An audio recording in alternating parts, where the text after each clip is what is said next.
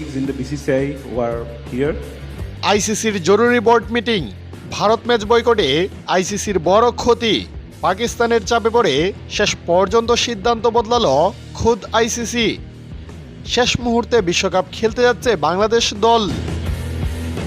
দর্শক, পাকিস্তানের সংবাদ মাধ্যম জিও সুপার ও ভারতের এনডিটিভির প্রতিবেদন অনুযায়ী পাকিস্তান সরকার সাফ জানিয়ে দিয়েছে তারা ভারতের বিপক্ষে কোনো ম্যাচই খেলবে না। এই ঘোষণার পরেই আজ এক জরুরি ভার্চুয়াল বোর্ড মিটিং ডাকে ক্রিকেটের অভিভাবক সংস্থা আইসিসি। মূলত গ্রুপ পর্বে ভারত পাকিস্তান ম্যাচ না হলে আইসিসি প্রায় 500 কোটি টাকার বিশাল আর্থিক ক্ষতির সম্মুখীন হবে। আর এই আতঙ্ক থেকেই তড়িঘড়ি করে বৈঠকে বসে ঊর্ধ্বতন কর্তারা। সূত্র থেকে জানা গেছে, জরুরি বৈঠকে পাকিস্তানের পক্ষ থেকে কিছু কঠোর দাবি উত্থাপন করা হয়, যার মধ্যে অন্যতম প্রধান দাবি ছিল বাংলাদেশকে ছাড়া এই বিশ্বকাপ আয়োজন করা সম্ভব নয়।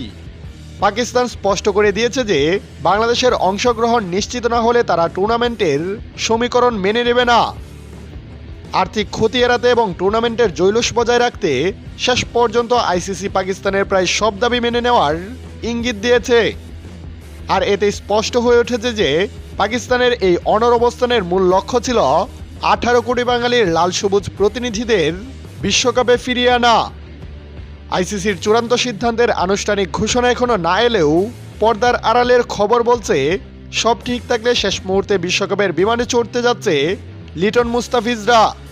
দীর্ঘ অনিশ্চয়তা কাটিয়ে আবারও বিশ্বমঞ্চে বাঘের গর্জন শোনার অপেক্ষায় প্রহর গুনছে ক্রিকেট প্রেমীরা।